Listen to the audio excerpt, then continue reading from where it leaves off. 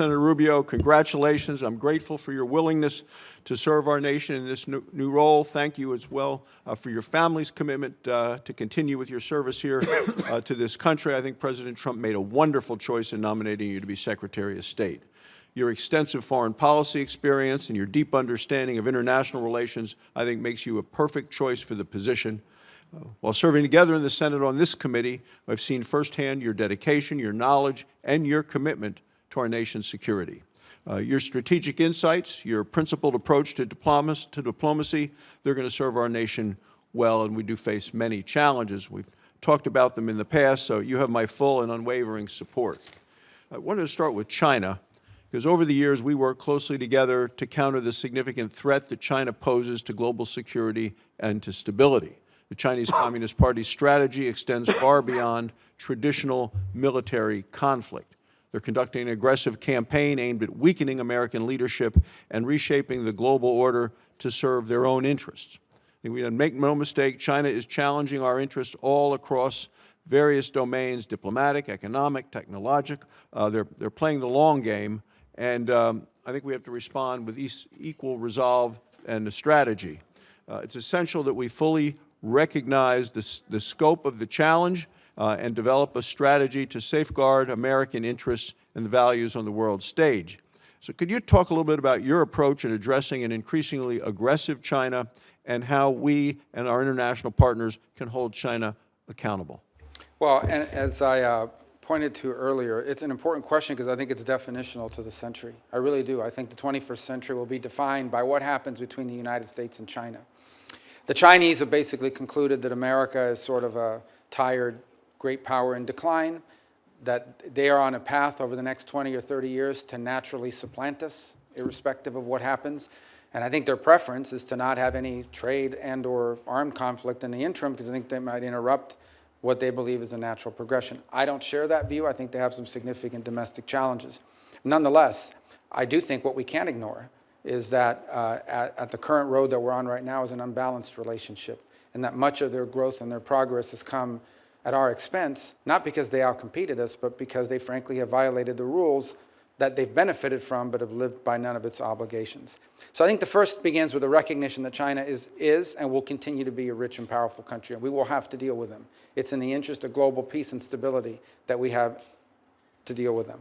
By the same token, we cannot find ourselves in a situation in which we allow them to continue to flaunt the rules in order to undermine us economically and or industrially, nor can we allow them to undermine our alliances and our presence in different parts of the world. For example, I think it is clear that on that path towards what they view as their rightful place as the world's preeminent power, they want to establish preeminence in the Indo-Pacific.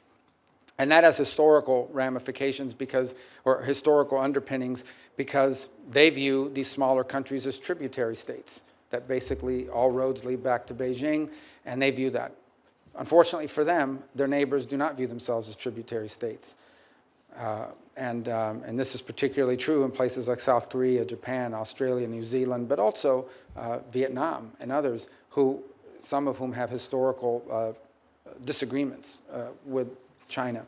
So at the core of our strategy has to be twofold. Number one, ensuring that there is a proper geopolitical balance between the United States and China to avoid any sort of conflict that could be deeply destabilizing and worse for the world, but at the same time ensuring that it doesn't come at our expense, that we don't find ourselves in a world in which we are dependent on China, or any foreign power for that matter, for the raw materials that we need, for the ability to make medicine, for the ability to fuel our economy, the ability to feed ourselves or our people.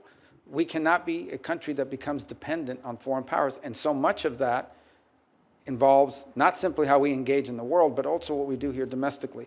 That is not the responsibility of the Department of State, but it is important for us to point to that much of what's happened with China, much of what's happening now, is what we are not doing, whether it's through our own industry and the development of our own industries, or access to raw minerals and raw resources that are critical to fueling and or building a modern economy.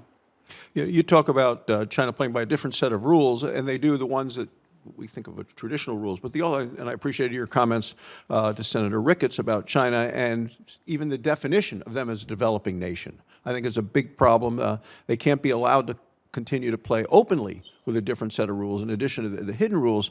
I oppose China exploiting its status as a, quote, developing nation within international organizations. I think it helps them gain an additional unfair advantage in what you described as this unbalanced relationship. China is not in any way a developing country. You just mentioned they're a rich and powerful country. That's not a developing country. It's the second largest economy in the world. Clearly has the financial resources and access to capital to meet its own needs. So I think we need to end China's preferential treatment and hold it accountable on the global stage. I mean, we see it in the World Bank, we see it in other locations. Are there things that we can do and you can do as Secretary of State to try to eliminate this unfair advantage that they have? And it's an open unfair advantage. Yeah, absolutely. I think we need to, first of all, and I mentioned this in my opening statement, we have to acknowledge that many of the global institutions that were created not just in the post-war era, but the post-Cold War era have been weaponized against us. And I can use a number of examples. The first is, you think about the Security Council of the United Nations, which was created ostensibly for the purpose of preventing global conflict. Sadly, two of the greatest drivers of instability in the world today hold a veto vote at the Security Council. It's basically rendered the Security Council almost irrelevant. By the same token, I would say I am not against multilateral organizations so long as that or any foreign arrangement we have serves the national interest of the United States. I do not believe, and the President has made this abundantly clear, President Trump, that under no circumstances should any foreign entity or multilateral or international organization have veto power over the national security interests of the United States of America. The second point that I would point to is that the Chinese have very aggressively played this. They have figured out, and it isn't hard to figure out, that even the smallest nation state has a vote at the United Nations General Assembly. And they have worked hard to not just court, but entrap a handful of votes around the world, and including in our own hemisphere. If you look at the Caribbean Basin, in Grenada and places like that, where they go into these countries, and they don't just provide $1 million or $1 billion to build the stadium, they also give you $5 or $6 million under the table for your family and friends. They do that in place after place. We've seen that practice as well in Africa. So we need to understand that there has to be, in many of these parts of the world, look, we're not bribing anybody. We're not going to do that, and it's certainly illegal for American companies to do it. But it's hard to engage these countries who in many cases have legitimate needs when they say, the Chinese, we prefer to have your stuff, we prefer to have American investment, but you're not offering any, and so we're left with the only alternative, and that is to take the Chinese investment, even though it comes with strong strings attached that include things like debt diplomacy or debt traps and expectations of diplomatic cooperation at these international forums. My final question has to do, because you used the phrase, we need to be able to fuel our economy, and I'll talk a little bit about energy. Look, people who live in foreign developing nations, they want to be able to fuel their economy as well. They need a stable energy source to grow their economy, to improve lives. Many of the countries you've traveled to and I have, we've seen what energy poverty can do to people to make it harder for them. You know, we have an ability to help these countries develop a stable energy supply.